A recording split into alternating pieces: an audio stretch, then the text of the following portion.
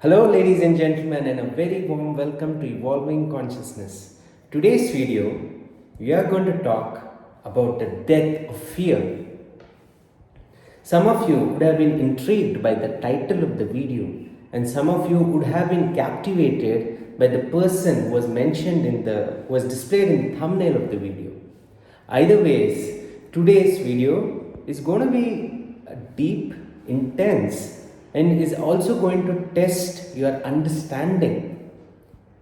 It could so happen that some of you might have to go through this video a couple of times to fully digest the content, to fully comprehend the content, because today's video is coming from the works of a legendary thinker, revolutionary of his time and age. I am taking the content of today's video from a personality called Jiddu Krishnamurthy. Now, some of you who are devout followers of intellectually stimulating material, you probably have gone through his content. But for folks who are hearing his name for the very first time, let me give you a brief introduction. Jiddu Krishnamurthy has his origins from South India, from a place called Madanapalli. And he later on became a revered international figure who was respected globally by all the thought leaders of that generation. And Jiddu Krishnamurthy's books and his work in general is so curated or is so designed that most of his books are basically lectures which he had given across the globe during his era. And Jiddu Krishnamurthy is a known person, is a known figure to the people internationally. There's a lot of work which his organization is also doing, even now, in terms of circulating his knowledge. Now, what makes Jiddu Krishnamurthy absolutely special is the fact that he never associated himself with any cult. Though he started coming from a cult, his beginnings were from a cult, but when he came to a level of maturity in his own understanding, he distanced himself from that cult and he became an independent thinker, and his ideas were nothing less of revolutionary. Now, coming to the content of this video, I'm going to talk about this concept of fear, the death of fear. Like, what was Jiddu Krishnamurthy's take on this entire subject? Now, this is coming from this phenomenal book called Freedom from the Known by Jiddu Krishnamurthy. And this book is so subtle yet deep.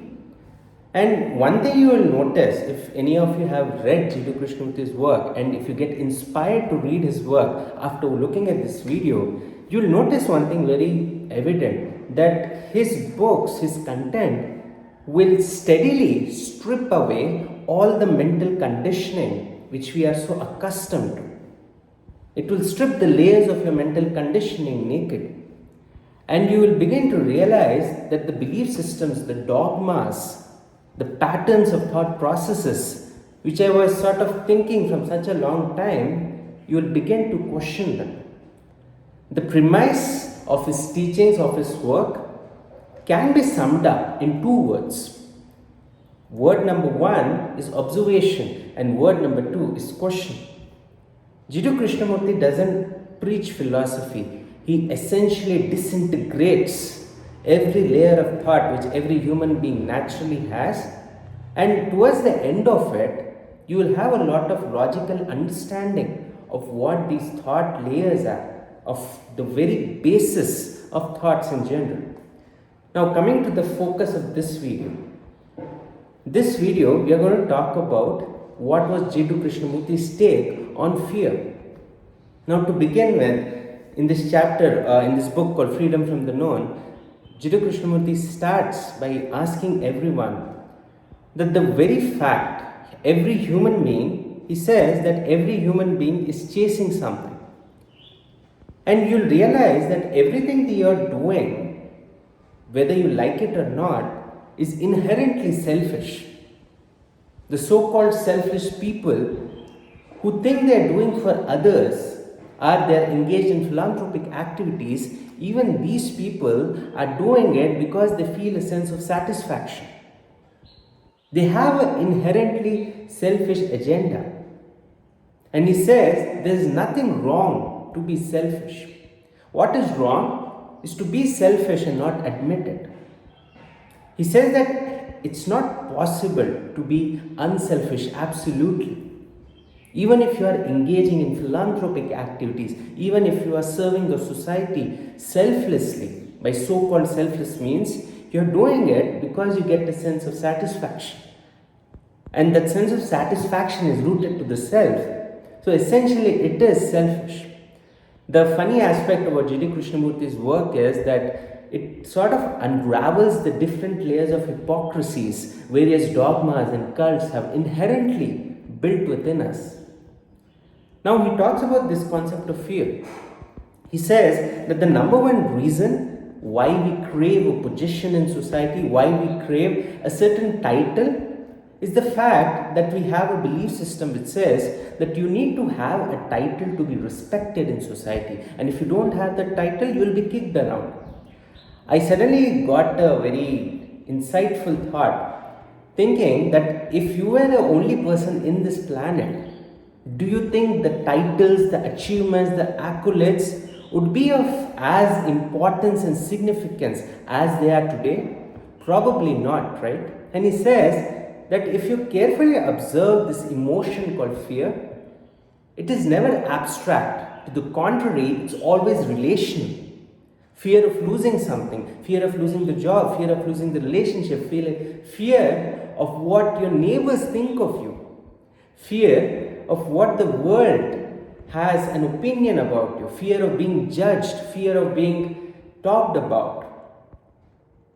And all these fears is essentially rooted at the premise that you're going to lose something.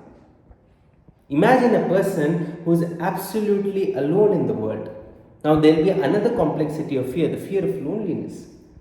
And Jiddu says that all fears are essentially relational. You always have a fear of something.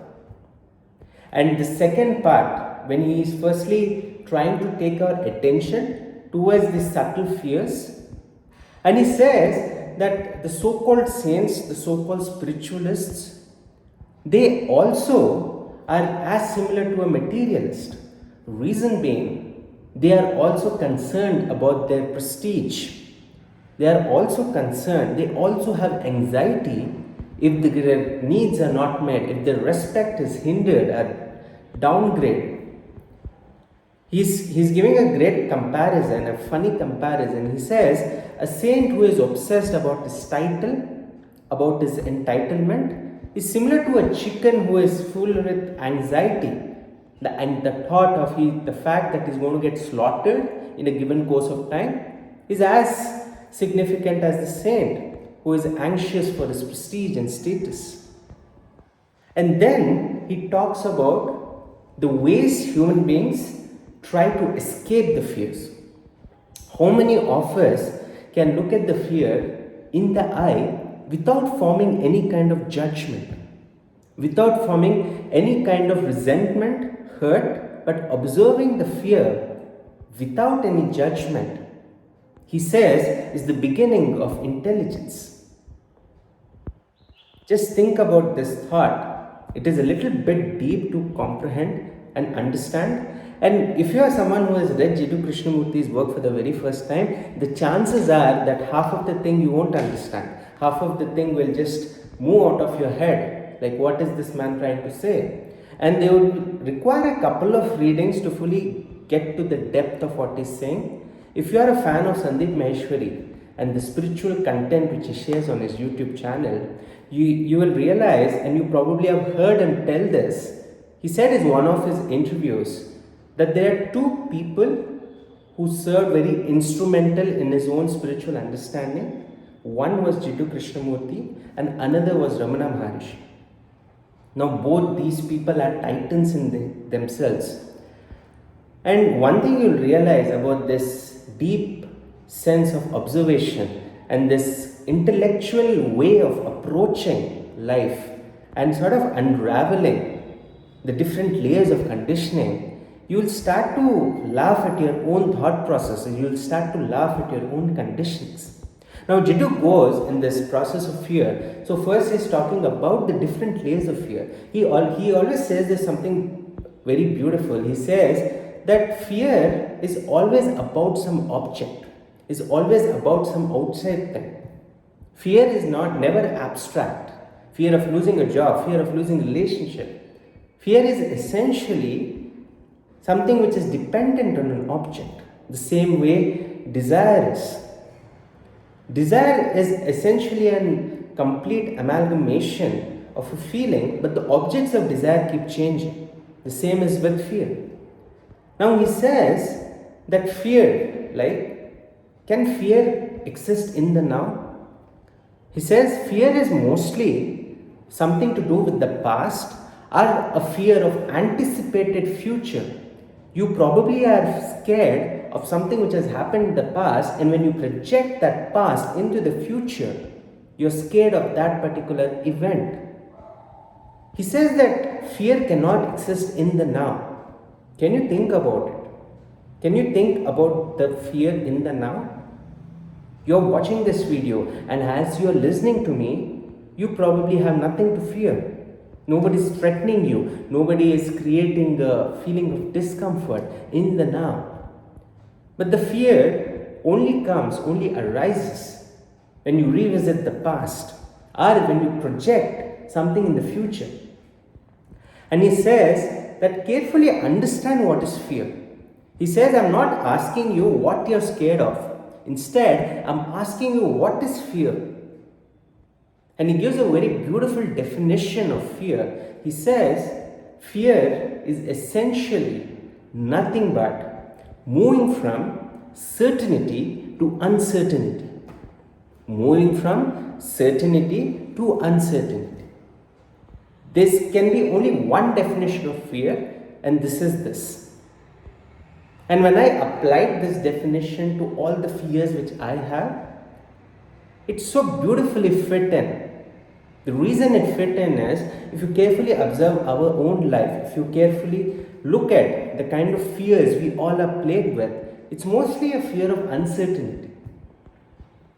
Let's say someone is having a great job and suddenly one fine day he comes to know he's fired or laid off from the job. Suddenly now, he was in a zone of certainty, he was in a zone of security, and now, because of a certain event, he's been triggered, he's been forced into a zone of uncertainty. And his brain cells and his brain is not used to it, and he suddenly feels a lot of fear. And that fear is coming from this place of uncertainty. And Jiddu also clearly mentions that there are essentially two forms of fear. One is the physical fear, which we have inherited from animals. Those fears are essential for our survival. Like, for example, if somebody says I'm absolutely fearless and tries to climb out of the terrace, death is bound to happen. And those are physical fears, but the fear he is referring to in this context refers to psychological fears. And the psychological fears are the most crippling ones. He says fear is the greatest problem any human being encounters in his life. And he says something beautiful. He also is saying that the number one reason we are drained out of energy is because we struggle with fear. Either we are trying to replace it with courage, or we are trying to derive escape routes. Let's say you are going to a great vacation. You take up a vacation so that you can distract yourself, so that you can make yourself feel good for the moment, so that you get that temporary relief. But the fact is that the more you escape your fears, the more stronger they become. And this is so true in so many different ways. He says that mankind has so cleverly and shrewdly devised ways and different belief systems which make him feel good so that he cannot face fear. And he also says that material which sort of calms you, it sort of inspires you, it sort of motivates you, they are also doing a disservice to you. Reason they're doing a disservice to you is because they're giving you a temporary relief, a sense of pleasure, out of contemplating on such positive thoughts. And as a result of that, you are not facing your fears. You're not looking the fear in the eye without any observation, without any judgment. And this is a very fascinating aspect of what he's saying. He always saying that mankind is expert in trying to escape fears. But the more we escape it, the intensity increases.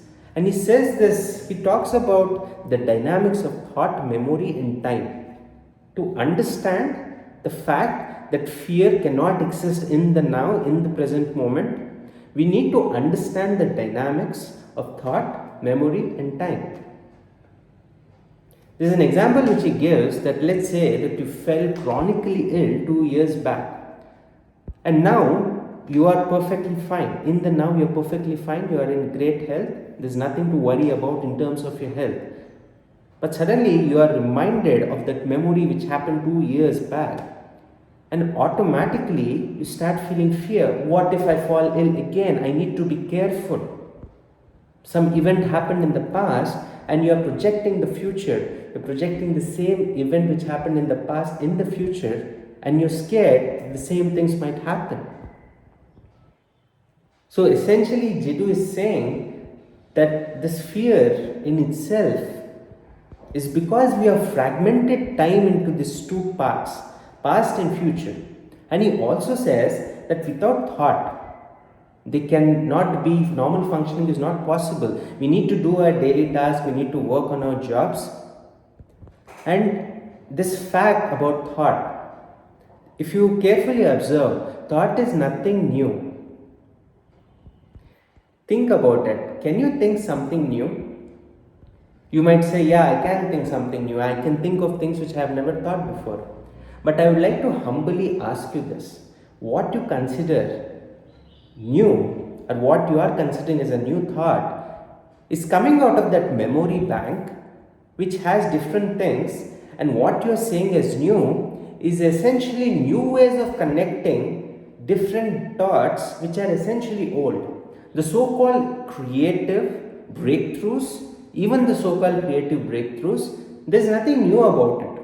They have only brought about or figured out new ways of connecting old things. And he says that there is essentially no new thought. Thought is always old. And there cannot be any fear without thought. So the fact is, the fears which we are having or which we possess, they are essentially projections of the past. Either we are reliving the past or we are projecting the past into the future. There can be no other existence of fear. And he says that the number one reason human beings drain out of energy is because we are in a constant war with fear. We think that if we have courage, the opposite of fear, we will be able to suppress it. But understand the thought process, understand the depth of what he's saying. He says that there are different manifestations of fear. Some of us think that being aggressive and being loudmouth tells that you're fearless. But to the contrary, the people who are more loudmouthed and aggressive are the people who are deeply scared. Because they are trying very hard to defend a position, defend a mental narrative. And they feel deeply insecure that if I don't defend this mental thought process, something will be taken away from me. So they essentially have fear of losing that. Now, this is a very deep tangent, and not much people will be able to fully understand it. But when you go through this understanding, when you observe your own layers of fear, you will begin to realize that this fear which I am thinking is nothing less than an illusion. I like to deconstruct this word FEAR, fear, as false evidence appearing real. And Jiddu says that when we look at fear and we carefully investigate the various ways of fear, he says that he brings about this concept of pleasure and pain. He says that if you inherently look at the dynamics of pleasure and pain, you'll realize that what once used to give you pleasure is a source of your pain, and they are not different. They are two faces of the same coin. The reason for any kind of melancholy in your life is because that melancholy at that state, at that thing which you are deprived of in the current reality, at some point in your life, that thing gave you happiness. And because that thing is removed out of your present reality, that is causing distress. So, what is causing you pain today was giving you pleasure in some part, and that is the reason of pain. Now, this really stunned me. This concept, this understanding brought a lot of clarity as to the things we sort of associate with, we get obsessed with. And he says that every time I am caught myself in fear or in an anxious moment, I ask myself this question repeatedly as to why am I thinking about a thing which is pleasurable in the moment but could also be a cause of pain in the future. And he said the more you observe the fear and you stop struggling with it, because oftentimes the reason we fail so miserably when it comes to fear in general is because we are trying to fight fear. And Jiddu Krishnamurthy says that this is a very foolish way to approach this emotion called fear. Because we are draining our energy. Fear always breeds conflict, aggression. We try to showcase to the world that I am fearless. But understand, the reason you are trying to portray that is because deep within you are struggling with your fear. And the more you become observant of this fear, the more fear ceases to exist. And in the now, in the present moment, when you are absolutely aware, fear cannot touch you. If this kind of an understanding is built in our system, what Jiddu Krishnamurthy is talking about, it's a permanent solution to fear.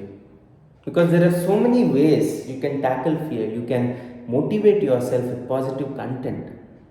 But this is also an escape route. As per Jiddu Krishnamurthy, he says you can register different dogmas and belief systems which make you feel comfortable. But you're still not addressing the root cause. The root cause is to understand the root way of addressing fear is to understand the dynamics of fear. And with this understanding, there's absolute liberation, and the death of fear is certain. I know that the content of this video was a little too deep, but it's very important to understand this, because this kind of understanding doesn't require a lifetime to understand, but the wisdom, the knowledge to be actualized into wisdom, that is a process of a lifetime.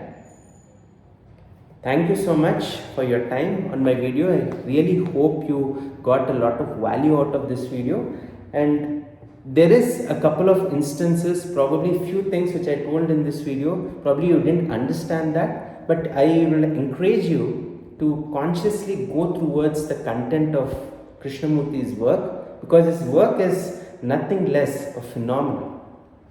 And his work is absolutely logical. There is no dogma or belief system which he is encouraging to subscribe to. It's based on the layers of thinking and the way the human structure, the human thought is calibrated. And when you start looking at that, you will realize that the things which I thought, which I am scared of, was just a part of my own stupid understanding. And when this understanding is clear, fear would just be a figment of your imagination. Thank you so much for your time. If you really enjoyed this video, don't forget to share it with a couple of friends and couple of people who you think will benefit from the content of this video. Also, don't forget to subscribe to my channel if you really enjoyed the content I've shared. Thank you so much, and I'll meet you in the next video. Bye.